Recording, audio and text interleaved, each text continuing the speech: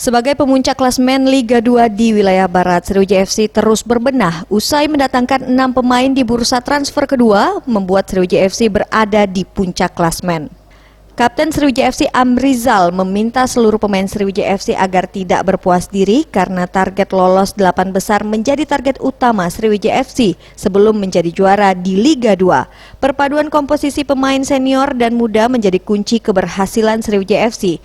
Di barisan belakang diisi sejumlah pemain senior, yakni Bobby Satria dan Zulkifli Syukur yang masuk di putaran kedua, serta penambahan pemain lainnya yang membuat kerangka tim saat ini semakin solid. Di kandang kita target kan, kalau kita masuk ke 8 besar kita di kandang harus menang. Sriwijaya FC masih memburu poin agar dapat lolos ke 8 besar dan pertandingan kandang menjadi poin wajib yang harus dimenangkan Sriwijaya FC agar dapat lolos di babak selanjutnya. Tim Liputan Sriwijaya TV.